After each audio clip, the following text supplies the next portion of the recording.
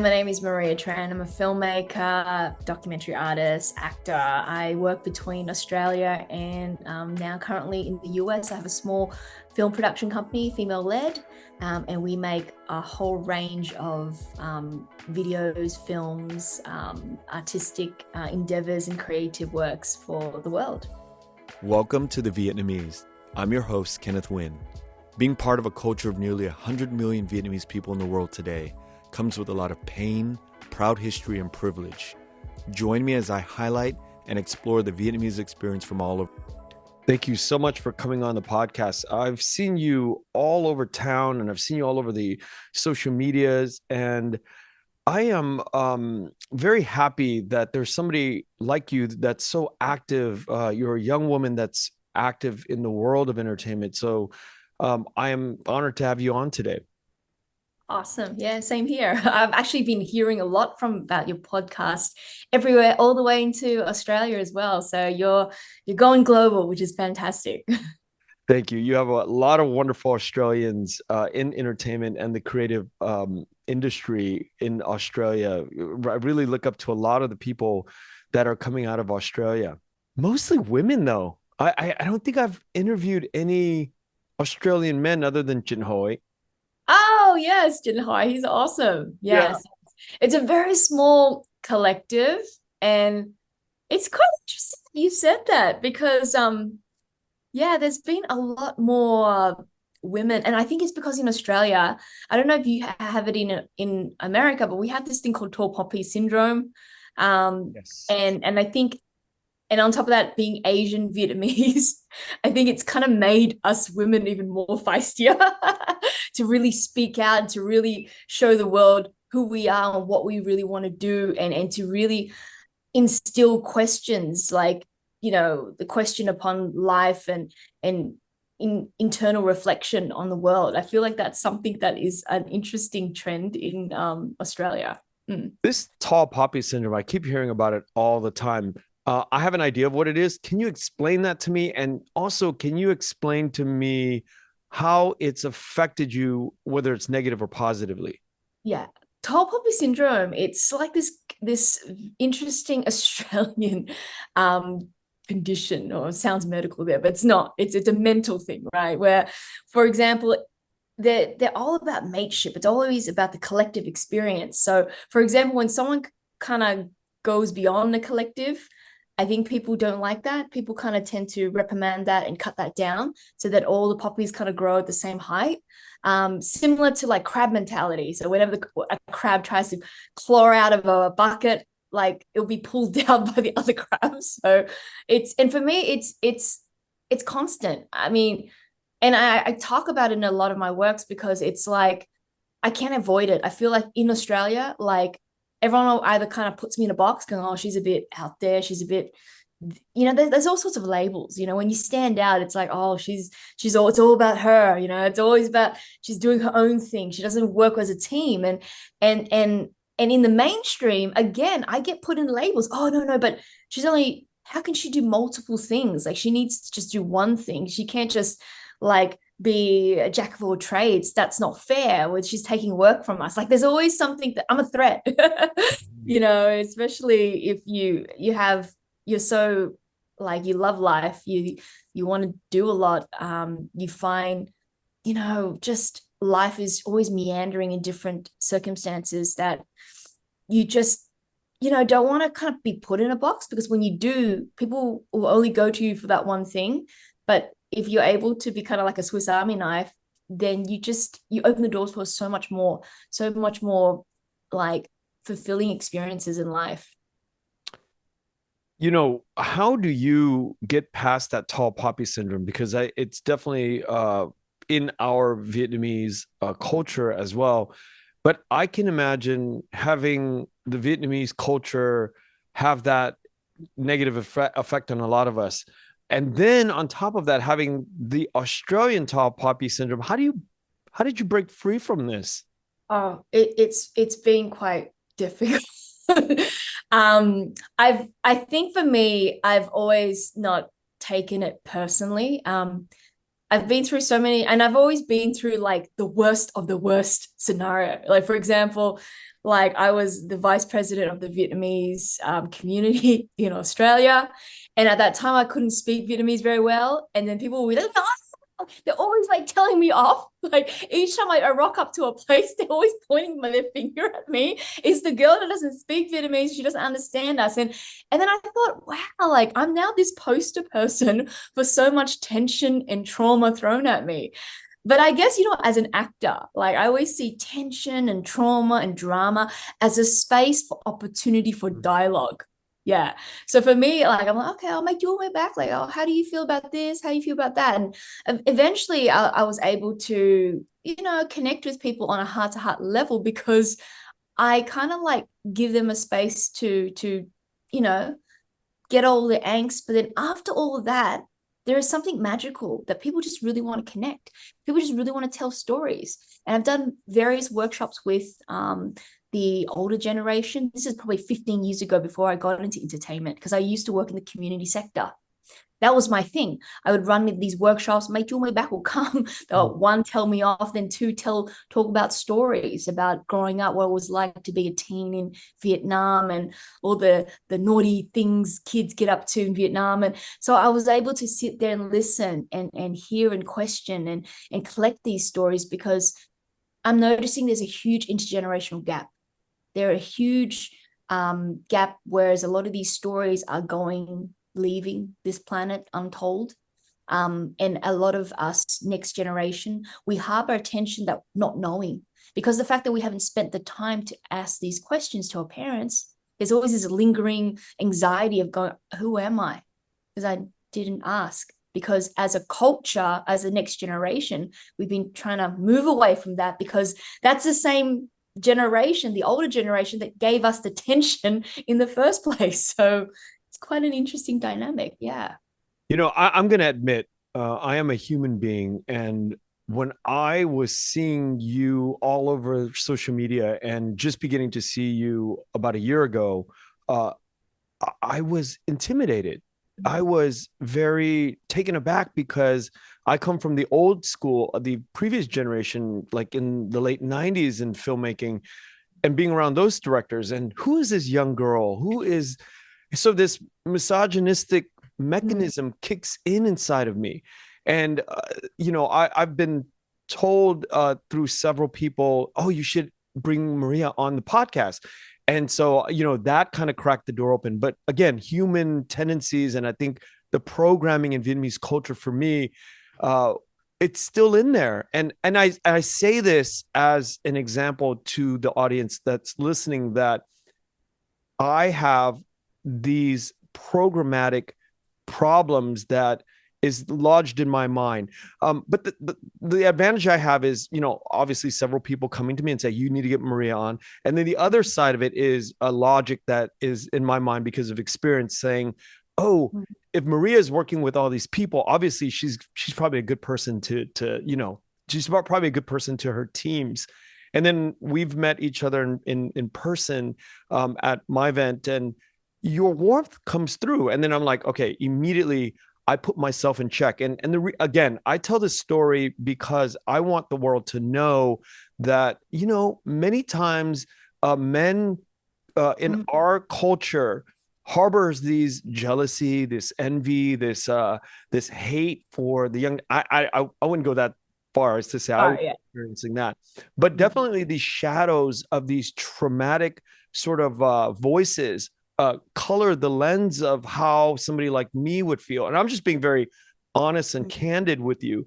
And but thank God, like I said, I have experience to know that when I meet somebody in person and the warmth comes through, or sometimes the warmth doesn't come through.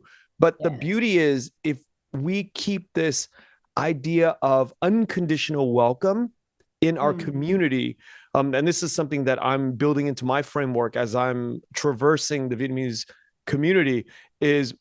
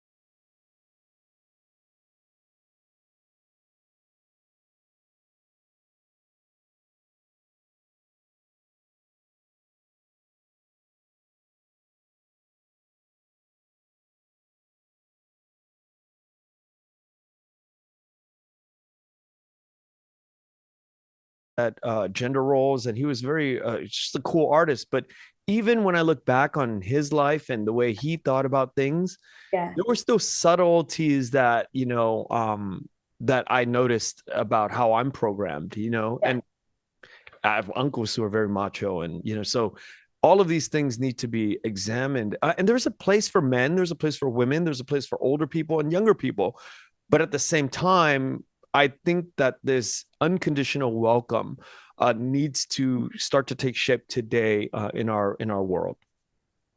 I think once we start to remove the labels, there's more freedom and Yeah. liberation to creatively explore what we want to do, what we want to see the world. Because I think a lot of times we live in this reactivity, like we have to stick in certain boxes or identity, or as we define ourselves through age. And for me, like I'm getting on to my 40s, right? And prior What? to that, I thought you're like yeah, 25. I swear to no, God. no, I'm like a couple of years to 40. So, Oh, and it's wow. interesting because I look back and like I've had evolutions, like there's points, and I've noticed what usually really like stops me from tapping into my own inner freedom is the fear.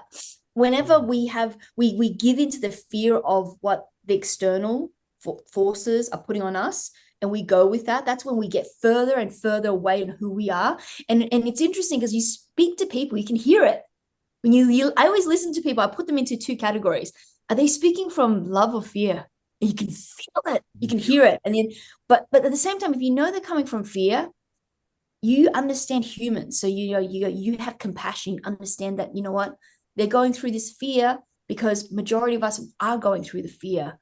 But it does take one person to inspire more people to now see life outside of that fear and to be able to create.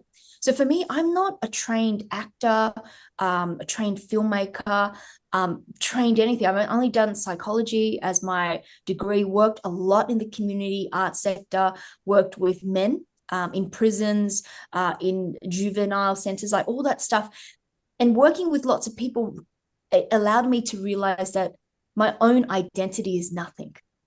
There's no what I should not place so much value on my identity. I should be fluid, because when you're fluid, you can then be able to like pick up things quickly and then be able to try them. So for me, acting was something that I tried and then I had some success. Same with filmmaking, with the directing. Some people go, "Oh, you haven't come from film school. How do you know how to make stuff?" I'm like, I started out with a camera. I look through the lens. I look at the frame and I go, what do I feel?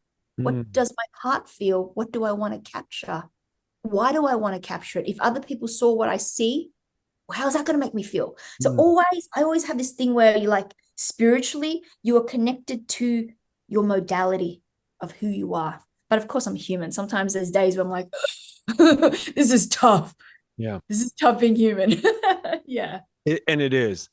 Mm. Before we go on, I want to really shout out some Australian women, Vietnamese women that have come on the show that I really am impressed, and I really look up to these voices. Pauline Nguyen, Yes. somebody I Yeah, good friend really of her. respect. Yeah.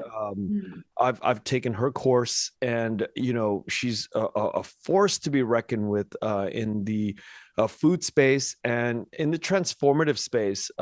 There's Sheila Pham, which Mm. she's been on the show a few times, and she writes for different publications like The Guardian. There's Vivian Pham. She's a young Yes. author. Tracy Lynn is another young author. So these women have been a force in Australia. But again, other than Chin Hoi, there's no men that are coming out that, Is there is, but there might this is what I'm feeling. Okay. Like there is, but there's a sense of, because sometimes they feel like, like I've got like a good actor friend of mine who's in a big Disney Plus show, and he has troubles like putting himself out there. He's like, oh no, I'm not good enough. I'm not good enough. And I'm like, why not? Or he just like, I feel like for men there's something, I'm not sure why, but it'll be interesting to explore. Like what is that thing that tall stops poppy them? syndrome from Australia in men Yeah. probably goes Mm, hard. probably. Yeah. Yeah. So Yeah.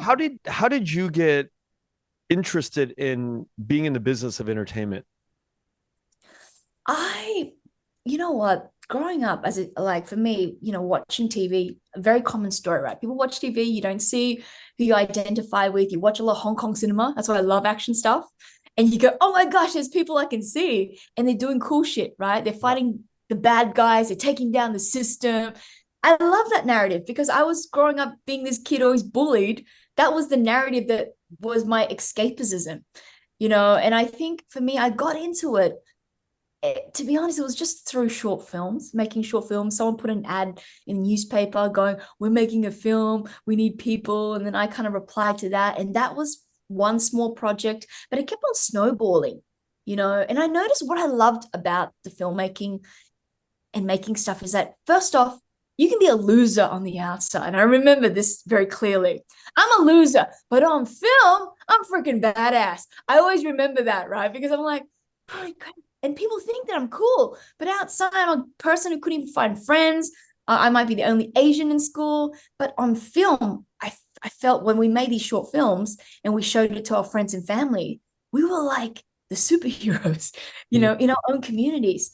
And not only that, I remembered with these films that we made, Kung Fu films, we brought people together. People come on the weekends after their 9 to 5 job and they'll chip in their hours to make a Kung Fu film.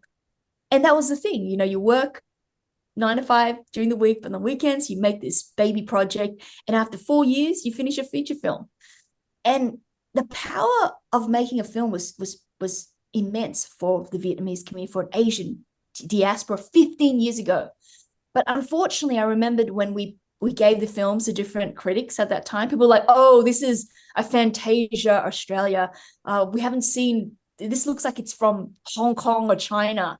And I remembered like people just didn't believe that there was that much Asians in Australia because the whole film was casted by Asians, This is like a film we made Maxim Choppage, right? 15 years ago. And I just thought to myself, oh man, this is the reality. We've made something that's ahead of its time. And unfortunately, like with the group that I was with, we kind of disbanded. But I realized I got to keep going. So from 15 years ago to now, I kept on drumming it. I kept on making short films, short films, documentaries, work with communities, make a feature film, save up money, bring people together, make a feature film, do more training. Because I noticed that I can't, because we're doing low budget, we don't have the money to get people. So we train people up so that they can fit the role of actor or whatever role in the film process is. And then we make a film. So that's the system that I've been kind of like working on. Yeah. And how did you get from Australia to the US? Because it seems like it was like overnight to me. Like all of a sudden I see you around and oh wow, you're always in LA and you're always popped up in California. It's called the diversity visa lottery. So I applied for that and I got that during COVID. And I remember at that time, I thought it was a scam. I was like, oh, it says congratulations, you've got this lottery thing where you can go to America and live there and work there and be a resident. And it's not. It's actually a real thing. So I was one out of, I think every year they choose like 50,000 people worldwide to get a free like a green card. And I basically got that. So I processed it and then based in Vegas because all my cousins are out here. So yeah. That is insane. I know. It is pretty crazy. Yeah. Like you applied one time and you got it. Yeah. Yeah. Yeah. And there's like 12 digits. And at the end of the digit is 777. So I'm like, hey, wait a minute. This is some cool thing here. I think I need to be in America. And I'll be honest, I was quite worried because I'm like, I'm leaving everything. I'm coming to America with 2 suitcases with film gear and just the clothes on my back and starting anew. That's it. Yeah. And how long ago was that? That was probably 2 years ago. And then I stayed for 5 months. I did my first like corporate gig with VinFast. Thank God for them, because otherwise I probably don't know what I was going to do. That really gave me the confidence to go, yes, I can build something. So I built my small film company out in Vegas. And then after that, I landed the Paramount series, Last King of the Cross. And they flew me back to Australia for 10 months. And I was on that big landmark show. Oh, Mm. wow. So those two things really allowed you to settle in. Oh yeah, I think those two things would probably really kind of in a way put me on the map a bit, because prior to that I was just this person doing lots of things, and I was always seen as, oh, she's the community person, like the person who wants to make it, like you Mhm. try. Sometimes I feel like, Vietnamese community, if you try, you look like you're trying, it's not good. You need to make it look like it just, you were born with it. Something like that, We're and I both laughing because we know it's true. We can know. feel that. Yeah. So once that happened, like, but at the same time, once that all happened, I was like, no, no, no, wait a minute. I don't want people to think that, oh, you just have to wait for opportunities. It doesn't happen. Even though these opportunities came up, you still got to keep on, hustle, meet people, inspire, create, I mean, create. but let's Yeah. bring everything into reality here. VinFast and the Paramount, right? Hmm. Those two projects cannot have happened if there wasn't a backlog Oh, of education, real world, on the job training for the last 10 years prior to that. So let's not like the yeah. I don't want the audience to like get any misconceptions. You win the lottery, you come here, and then you get this VinFast gig, and then you get the Paramount. Yeah. That does not happen. This is like, yeah, it's a 10-year overnight success. That is what they call it, Yeah. Yeah. right? I That's mean, true. there's Yeah. no way that VinFast is gonna hire somebody, or Paramount's gonna hire somebody who doesn't have like this extensive knowledge about carrying a role or doing what they are supposed to do without a heavy amount of cachet behind their experience. Yeah, you're right about that. But I have to admit, for me, living in my body, I have this thing I have to battle constantly called imposter syndrome, which is there's moments where I'm like, really? Like me? Oh no, no. Like, and it's a constant thing. I feel like sometimes when you have a creative ability, but there's also this other weakness, like my kryptonite is that. So that would kick in. And I feel like that is probably stuff that's an internal mechanism that along the way has kind of like every now and then tripped me up a bit, but at the same time it keeps me grounded. So it's kind of this weird thing that I have. Yeah. Yeah. I notice it a lot with the guests that come on, and I experience that, and but I'm beginning to kind of resolve that formula. I think what it is for people who are sort of highly in tune with their inner workings, their mental creativity.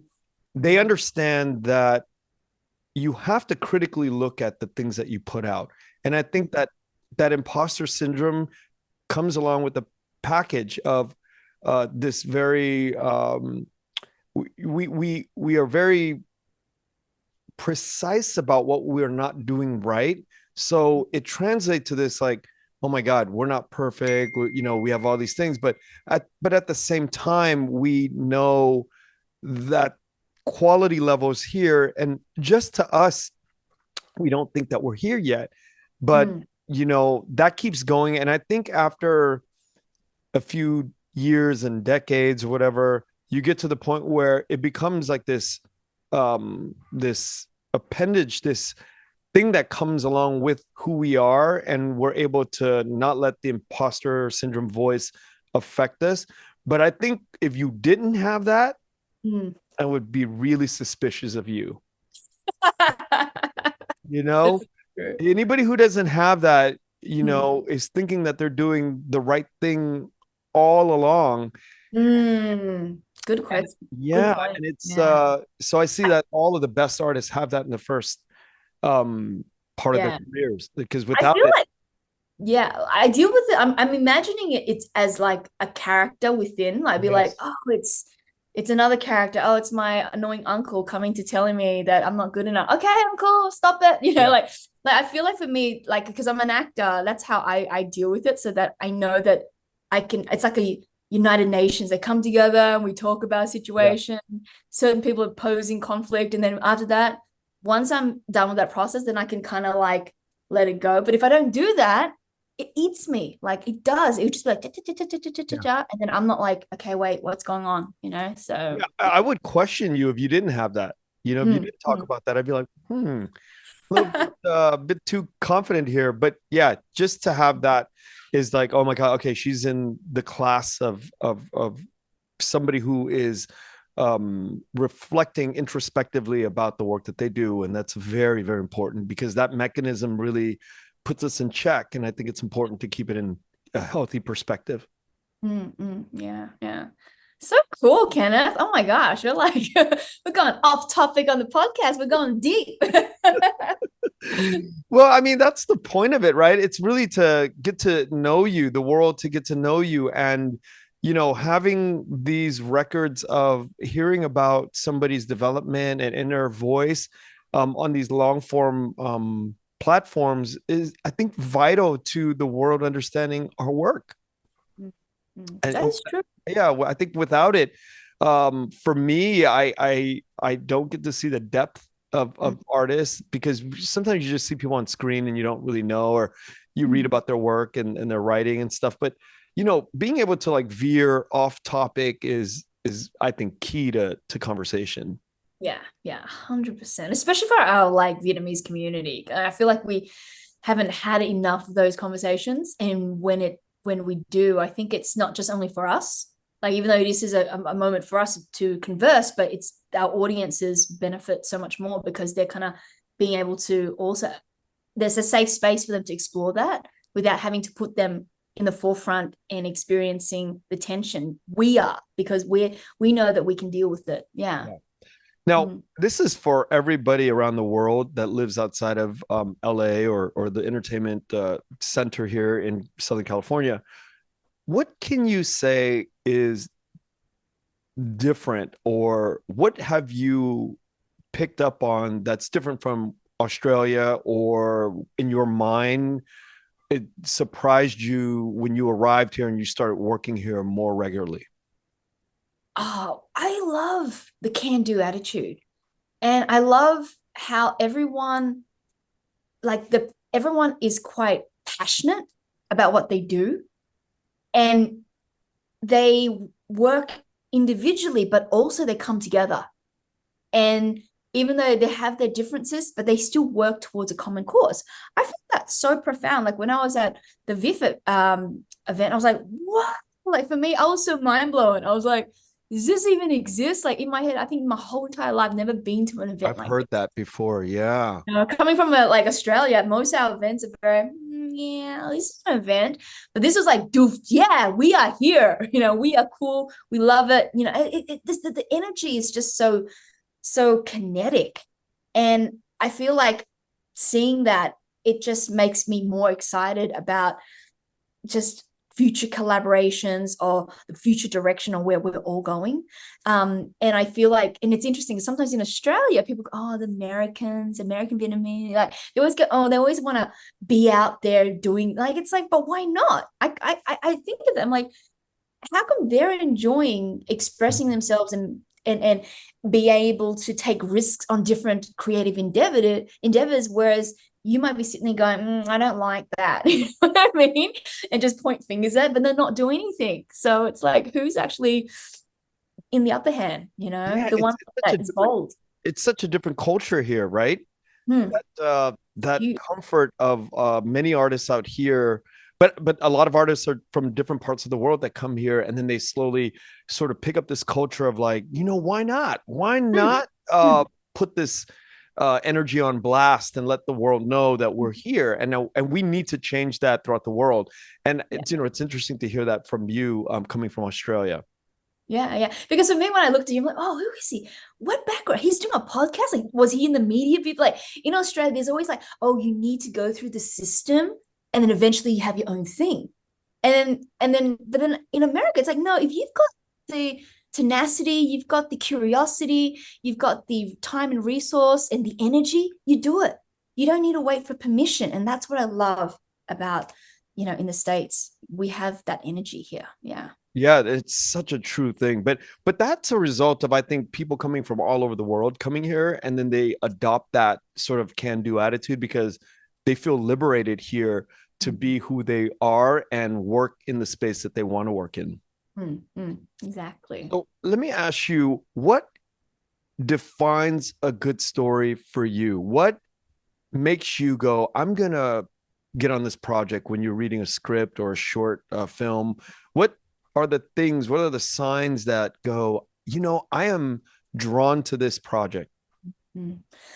Oh, there's many, but I always go, whoever's coming to me and just really having a conversation with them and going, this story that they want to tell, what does it mean to them? But then on a multiple, I can see it like an onion on the multiple many levels. What does that story mean for the rest of us? And then on a global scale. And I always, and they might not even know. Like a lot of times people come to me, they have an idea and they might not even know the power of the story, because I'm sitting there looking at the story from multiple angles all the way to the global, and then realize, whoa, we're hitting something massive here because it's never been done before. And I think for me, sorry, my light just turned off. I'll just go and turn on the backup light. Just give me a second. DIY. And I think that's, for me, that's when I realized that certain stories should be out there, especially if it hasn't been done before, and the fact that it will create some sort of movement for the good for a community. And it could be different genres as well. Like some people might, because a lot of people, they look at my work and they go, oh, sometimes you do some chop socky comedy, sometimes you do the act or schlocky action. Why don't you just do a drama like an Oscar? I'm like, well, when the time comes, I will. But in the moment, if there's a congregation of people who are willing to come together to make something because they believe the fact that they want to be seen, that they're not Chinese, they're not from Hong Kong cinema, they're from another Western country, but also doing cool shit, why not? Yeah.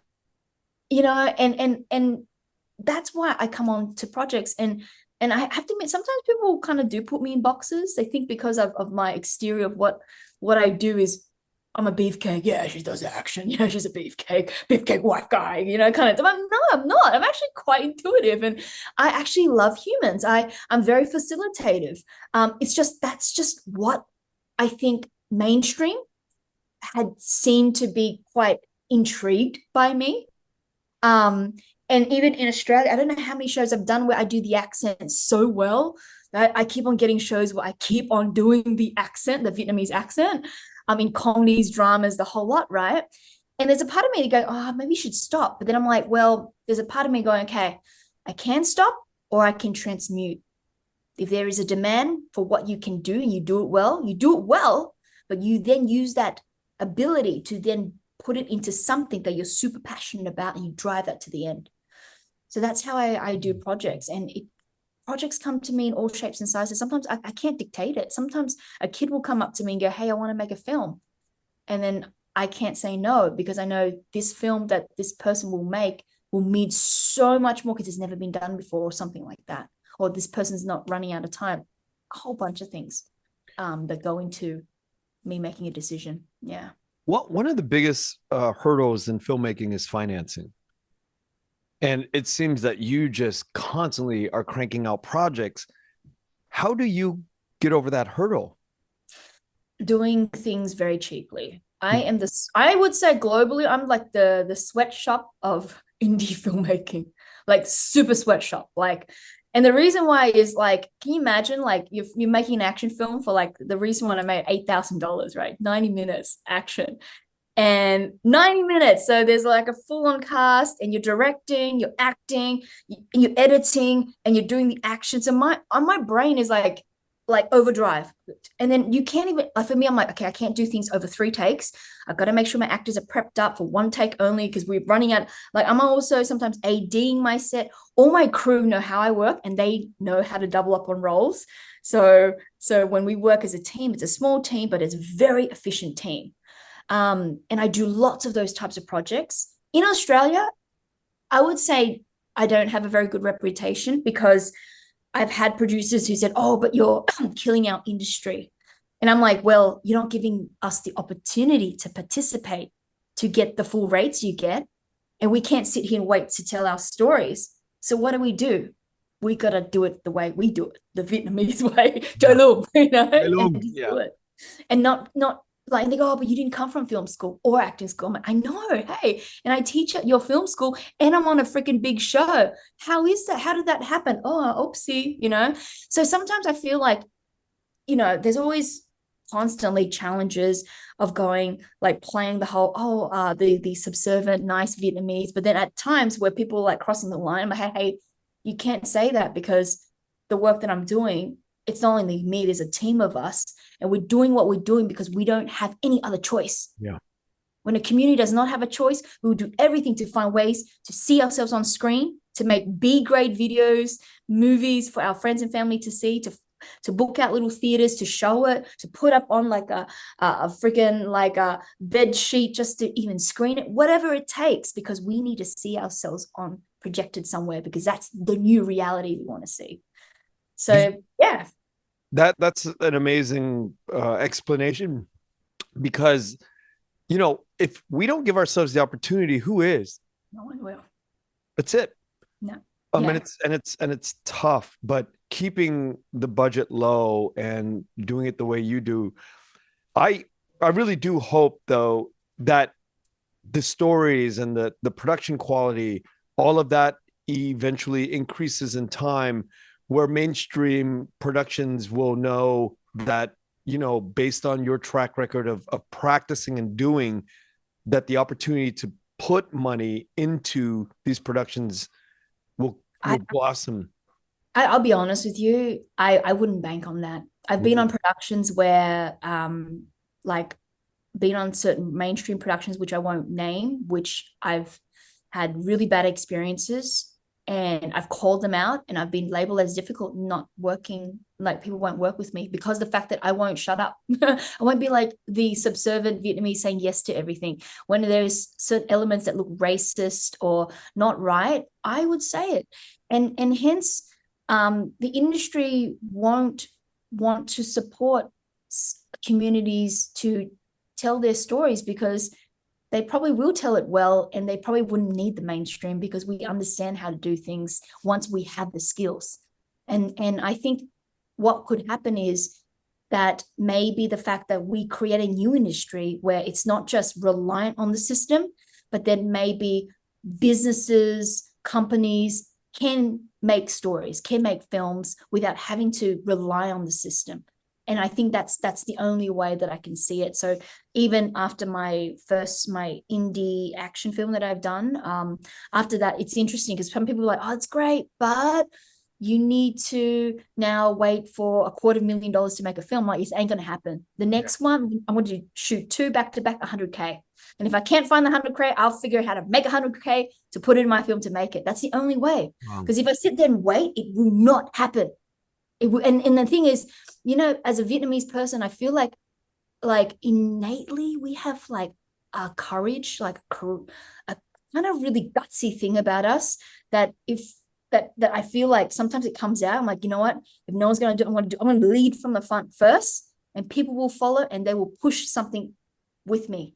That's how it is. Not wait for someone to look forward to then back something up, you know. So that's been me, and that's been my whole career.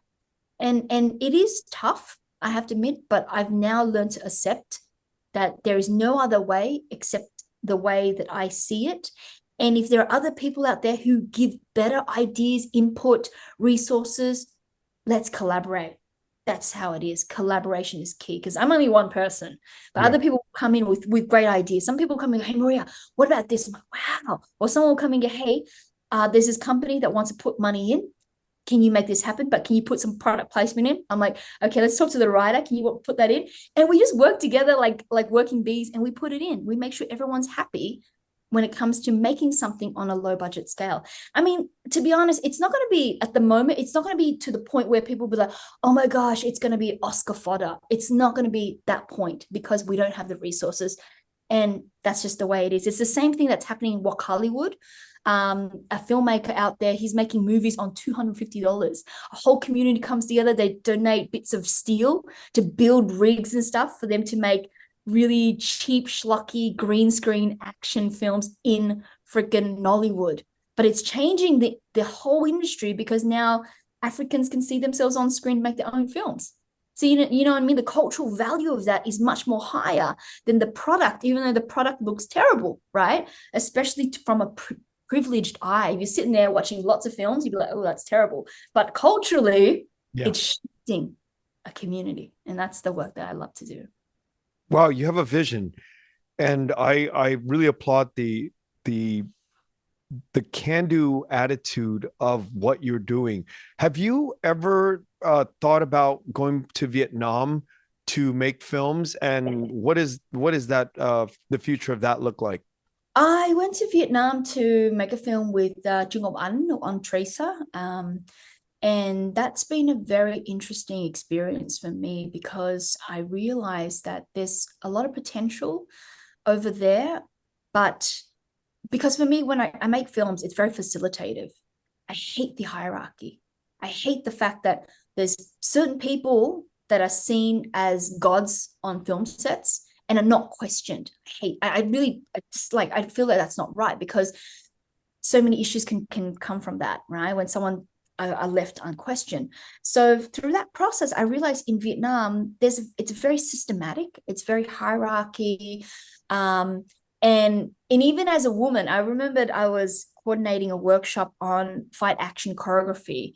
And even then I was challenged. I was asked, oh, who are you?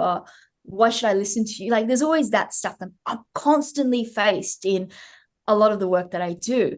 More so in Vietnam, but at the same time, like realizing there is censorship over there's a lot of things. Even though I wrote a screenplay called The Legends of Merlin, which has now been taken and remade into something else. And there's just a lot of barriers. And I felt to myself, I think I want to go back to like, you know, Australia or the US to make works in that space because there's more liberation for creative thinking and for truth and honesty. So, for example, if the script's bad, you can go, that's a bad script. But if it's in Vietnam, if the script's bad, no one is going to say anything because then you're going to get fired. Yeah. And I couldn't understand that. I remember I was asking the question, why are these things not right? And people just would not say anything because they were so fearful that they're going to lose their job. And I don't think that's a great space to always, for us to work in. Yeah. Well, we have this thing called honorifics. We have a hierarchy that's built into our language. Chú, bác, cô, dì, con, cháu. So the honorifics create this hierarchy on a deep, deep, deep, deep level. And it's hard to break free of the respect, quote unquote, in our language. The way and if it's appearing just on the basic level of addressing each other, can you imagine all of the nuances that are taking shape in the way we deal with bureaucrats or we deal with our elders or people younger than us? We think Hong and Mak Yai, and these things are a hindrance to the creative community. Mm-hmm. And when can we get rid of that? You know, I have an example of a funny story I like to talk about. Malcolm Gladwell wrote a book called Outliers, and in Outliers, one of the chapters was dedicated on this description of like in the 90s, Korean Airlines kept having airline pilots crash into mountains or accidents, and they couldn't figure it out. This is the early 90s. They couldn't figure out why Korean airline pilots were like, you know, their ratios is like, you know, the crashing or any problems are very, very low in, you know, in American airplanes. So they had to go back and research the black boxes that came out of these crashes. And what they realized is the split second that things needed to be communicated and how they're being communicated is a problem in Korean language. So it's sort of similar to how we have our honorifics. We are terrified to tell our captain or our leader a certain thing. And so when you're approaching a mountain and you have a split second to tell your captain, sir, we're heading into a mountain in 500 yards. So Korean airline pilots were having a problem telling their uppers, their captains in the cockpit that we have a problem.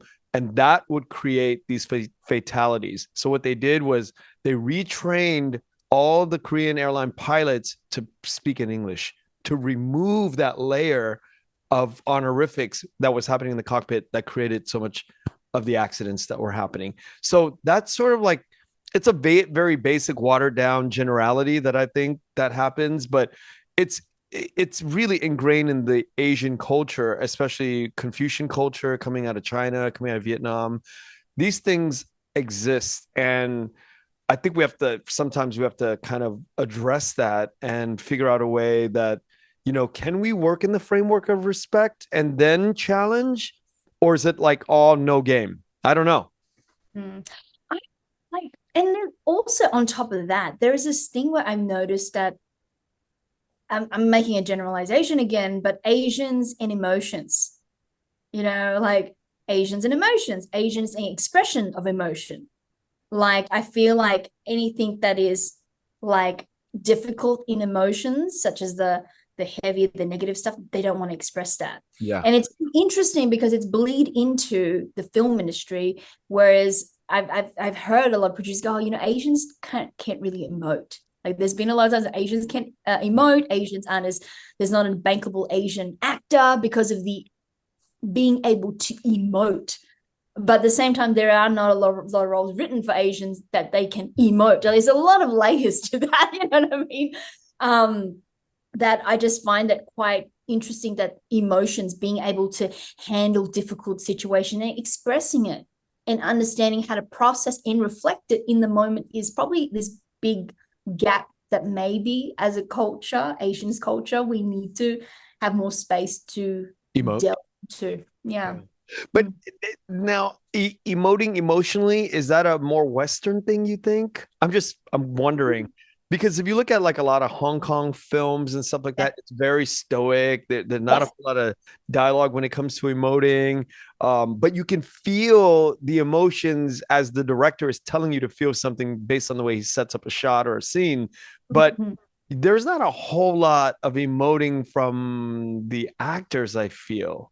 No. Well, and that's it's quite interesting because, like, as I was researching on just how acting curriculums have been developed, and even in Australia, because I also have a small little acting sort of practice that I do for a lot of people, and even realizing that, yes, you're right, Westerns have a very outer emotional explosive expression of who they are, whereas Asians were much more subtle than that. But at the same time, like, if we're looking in the creative space, why can't we flip that?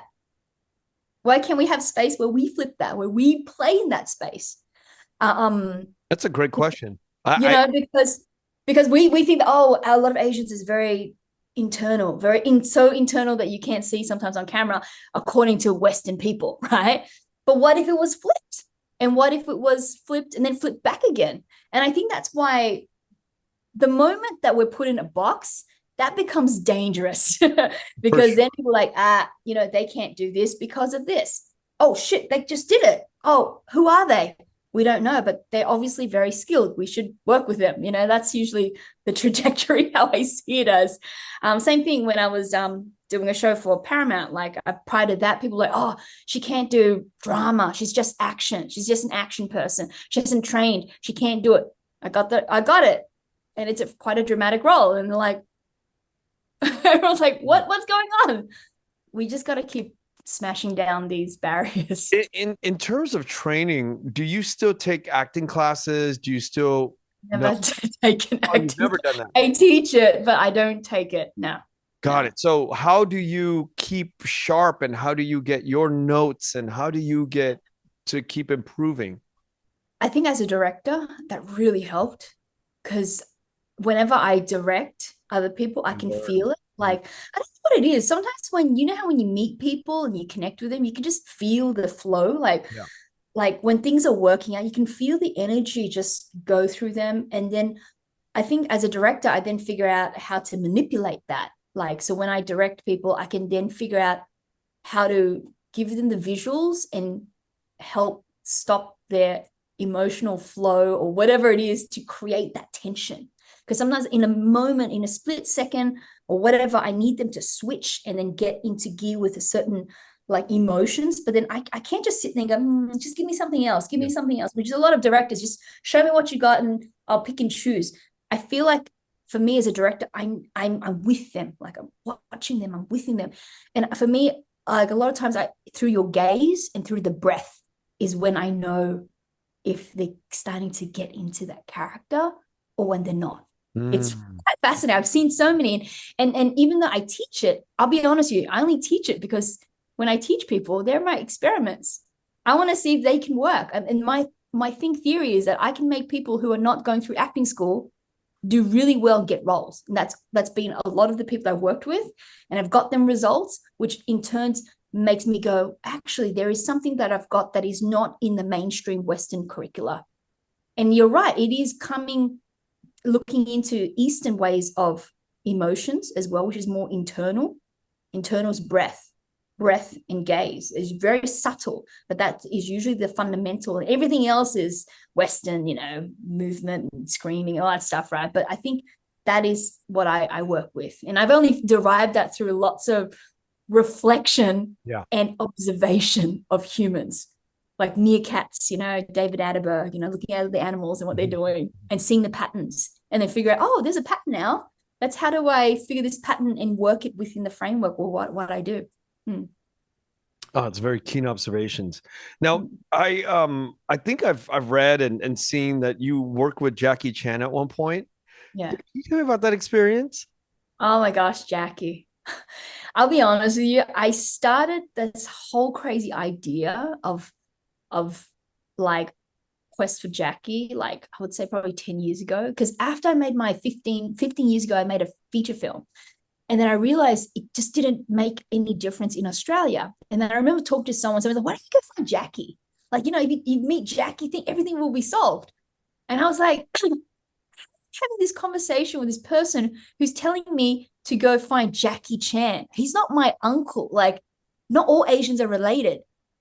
But for some reason, there was a point when she said, I'm like, I thought it. I'm like, that's just a ridiculous notion. But then I'm like, in my head, it's like, how when you get a light bulb moment, you're like, what if you made up an idea that you're on this documentary process of trying to find Jackie Chan through your 6 degrees of separation, right? Mm-hmm. So then I end up making up a series of videos and chucked it on YouTube of me trying to find Jackie Chan and blah, blah, blah, I'll be honest, I never thought I was going to meet him. I just made it and put it out there. I traveled around Australia, met a lot of people who worked with Jackie Chan, interviewed them. And I think it was like years down the track when he was making a film in Australia. I remember there's a company called Screen New South Wales. They contacted me saying that Jackie would like to invite you to work on this production because they've heard about this project you've been doing for years. And I have to admit, I was so scared shitless. I was like, I made this project, but I didn't expect that I was going to meet him. I made it for a reason to show the fact that, creative expression kind of thing, but then I end up working with him. And I have to admit, it was a bit of a surreal experience. And like to see Jackie, but actually to see how he worked gave me more insight on how I should work as well.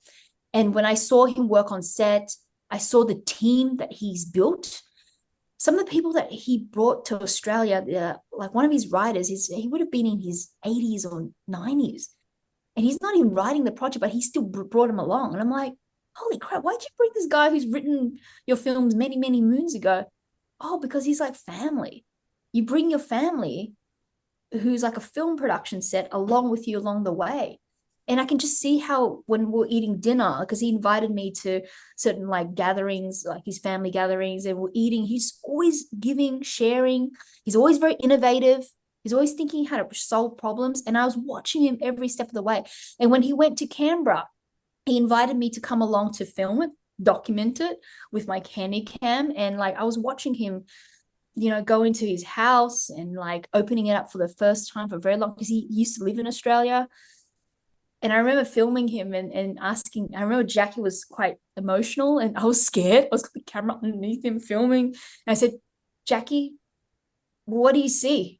Like, I was so scared, right? And I remember he's like, I see them there. And he was talking about his family, his parents. And then it got me to think, wow, Jackie Chan, mega, the most recognizable Asian face in the world. Yet there is this thing that he is probably missing, is those moments where he shared with his parents. It got me. It really got me, because I'm like, wow, even if for someone like him, but the connection with family is still such a big thing, and that there's still a longingness for that. So it just, yeah, it really got me to really reflect on who I am. And yeah, we had some really interesting moments and stuff like that, but that was probably a very, it drove me to start looking in towards my family. So from that project, or from that work that I did, a lot of my projects now have themes of family within it, because I realize it's such a global thing that a lot of times when we go and we try to build things and we try to be the best at what we do, you know, we forgo certain aspects of us that maybe might not be there when we turn around and look for them. Yeah. Yeah, I didn't want to simplify that story or that question with Jackie Chan, because I think, you know, people in the media meet wonderful people all the time in high profiles, but I don't know why that when I saw that post or read up on that with Jackie Chan, it felt like a very significant part of your life, because the journey to getting to Jackie, well, now that I've learned the story, the significance of the journey to get to Jackie Chan and to be around him is a story in itself. And a lesson, I think, for me, is that when you plant a seed, you don't really need to think about the outcome, right? You just plant the seed and point the ship in sort of like that direction. And wherever the ship lands or arrives at, the journey along the way is a beautiful thing. And if you happen to reach there, good. And if not, it's a wonderful thing. And what I really think about is you probably have like 100 of these ships pointed, and this is one of them that landed. And then there's like 99 that, you know, won't be talked about, but eventually maybe in the next 10 years, we'll see another 3 or 4 of these ships hit the port. And I think that's like the lesson for me, is when I hear about such innovation from you, this is what I imagine. Like, she's probably got 100 ships pointed at different ports, and, you know, some are going to land and some won't. And when we look back 20 years from now about Maria Tran, we're going to see that, you know, she probably had 1,000 of these ships headed somewhere. And, you know, we get to read about 10 to 15 of them in her lifetime. And I think that's the important part of this journey. Yeah. I think, but I have to admit, like, it does get chaotic, like, because it's interesting, because for me, like, how, like, I don't know about you, but I have these moments where sometimes I'm on a high, and then so much insight just comes in. Yeah. And you're like, your human brain can only take so much. And you're like, okay, I need some breathing space. Otherwise, I'm going to die of excitement of the crazy, because all these little ships, right? They're like ideas. Like, whenever I'm feeling relaxed, I'm feeling good, they just come at me.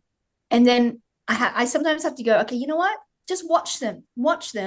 Don't do anything about it, because if you do, you're going to put more work on your body as your human self. Just watch them, and watch them start to form little patterns. And then after that, once you're happy with whatever the pattern you know, that you see, then make a decision. But don't rush in and make a decision. In my earlier days, it was that idea, run. And I get tired, I get burnt out. Now I'm trying to sort of like go, okay, idea, just wait. It's going to happen. It will happen, but just wait for the time, because there's other things. And I think now, realizing that going on to your 40s and then maybe 50s, 60s, 70s, you want sustainability. You want to be in a flow. You don't want to always have to be so tense and trying to force things to happen, because that's going to damage you in your human self. So that's what I'm starting to, you know, learn a little bit more. And especially now, man, I think recently, even just looking at what death means, you know, because you know how sometimes we're just doing things, we don't even think about it. It's just not a thing, right? I don't think about it. I wake up and go, death, right? But it's there. It's inevitable. And then now going, wow, like that's inevitable. So that means the time that we have is very special. And we need to find ways to keep on cherishing. And whenever it feels like a little bit tense, tap into ourselves to release the tension, because we need to be in a state to continue the work that we do, because we're helping a lot of people. To be honest, the world's very tense. The world's full of fear, and we need to be in a state to transmute that and help, shape that into something else. Can you talk about something that you brought up earlier, before we started our podcast? You spoke about somebody reaching out to you who doesn't have a whole lot of time. I mean, are you at liberty to talk about that? And if you're not, I understand. Yeah, I think it should be fine. So basically, when I was in Australia, I did a documentary called Warriors, which was interviewing 10 women of martial arts. And through that process, people caught word of me making documentaries and films about strong women. And this one particular person reached out and said, my daughter's also a strong person, and she's got the fighter spirit just like you, Maria. And she's creative. And after conversation, hearing the story of Maddie, who has a very aggressive brain tumor. She has DIPD, which is incurable. And I think globally there hasn't been a case of anyone who lived more than a certain number of years. She's surpassed, miraculously, she surpassed the time span, but then now things are not looking too good. But when I connected with her, I could just feel her energy, and she wants to create. And she was telling me about stories. She's telling me about ideas, being a superhero, and what she wants to do. And I did not see her in her physical self. She did not see herself in her physical self. Her parents were looking at her going, damn, And I was like, I really want to work with her, and there's not going to be a lot of time. There's not going to be a lot of time. There could be months, when you have if you get diagnosed with DIPG, you get from 9 to 12 months, right? And the tumor, it stays, it grows, it can progress. But whatever time we have, we can still work with it. So her and I were wanting to work on Zoom together, and just to ask her about stories she comes up with. I might even get her to do some video diaries. I'm not even sure the scope of the work that I'm making, but I'm just letting go to allow someone else to come in to create, and I just help facilitate, and I let their energy flow through the work that they want to make. And that's at the moment with Maddie. It's really exciting because I'm going to be on Zoom with her again. But for me, it hasn't been quite easy, because like working with somebody who doesn't have a lot of time, because a lot of times we live like as if we're immortal. We live like, tomorrow's going to be another day, next year, 10 years, 20 years, 30 years. But not everyone has the liberty to have that. But what is amazing is, even if they don't have the time, but they still have the courage and the energy to create. I look at that and I'm like, so much respect. I look at that and I'm like, I am her student. I'm learning so much from this process of just seeing someone younger who has no fear in mortality, and still wanting to tell a story of strength. And for me, I'm like, I need to learn, how do I let myself go from my ego to be a clear blank slate to help give the tools for her to conduct and make. So once I come back to Sydney, we're going to do some claymation. We're probably going to do some green screen work. I'm calling upon different artists to collaborate, to help join in this mission of her little short film, and then find ways on how we can make this little story also go global, because it's never been done before. 9-year-old director co-directing with me to make a film before she goes. That's never been done before. It's just, yeah.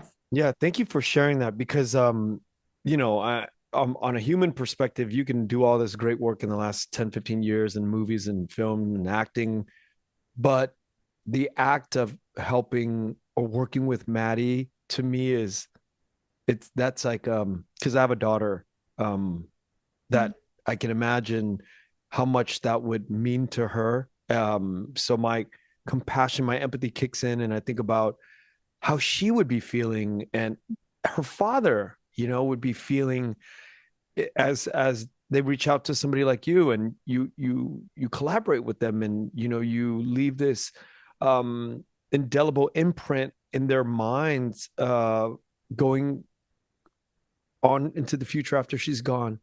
And I think it's such a beautiful thing.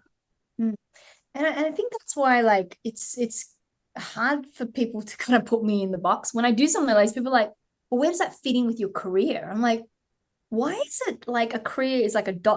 like a thing that we force? Like, why can't our trajectory be in the flow of being able to, like, we learn a skill. Like, I feel like sometimes we're given opportunities to develop a skill, but that skill could be used for yourself, but then other people can use that skill for something bigger than who you are. And I think that's a much more better way to see it. I mean, there's certain ways you can meander in different fields, but at the end of the day, if you are being who you are to create, I think it's a beautiful thing to just keep it simple and not overthink it. I think humans, we overthink it. We plan, we overthink, we have so much expectations, we project it on people, it gets bounced around, and then after a while we're like, you just start to not like, the world and the person you become. But we can relinquish that, we can let go of that when we start thinking for others. It's a weird thing. You allow yourself space for others to connect with you, to create. There's a magic in that. Maria, thank you so much for coming on today and really sharing all of your thoughts and hanging out here with me on the podcast. I on one hand, I do, it's not that I regret having these feelings in the last year about the way I look at certain people like you, in our community. But on the other hand, I am blessed to have those feelings, and then to be able to recorrect the course and then to share that with the audience. So I want to let you know how much I appreciate you in the media landscape here in Los Angeles, and being in the future part of our story in the Vietnamese community. So thank you so much for coming on. Thank you so much, Kenneth. It's been a pleasure. I'm just been so blown away having all these really deep conversations with you, because I'm usually I think I was telling you earlier that I was a bit anxious as well. But you've been so facilitative, and I feel so much warmth from this. Thank you. And I hope it continues. I hope that, we will see you at film festivals, not only at the Viet Film Festival, but at Sundance, at Tribeca, Toronto, wherever, our paths. Fingers crossed. Again? Fingers crossed. I don't know. Like, it'll happen. Like schlocky films, it'll happen, schlocky or not. It will happen, because it's just a matter of time. And I think that if you don't stop, things continue. And I firmly believe that. And I firmly believe that next year or the year after, we will have some other occasion to come back on the podcast and talk about a project. Awesome. Thank you so much. Thank you, Maria. Thank you for listening to The Vietnamese with Kenneth Nguyen. Special thanks to Brittany Tran, to Jane Nguyen, Catherine Nguyen, Tina Pham, Sydney Jamie, and Crystal Trin. Please find us on Instagram, Facebook, and TikTok at The Vietnamese Podcast.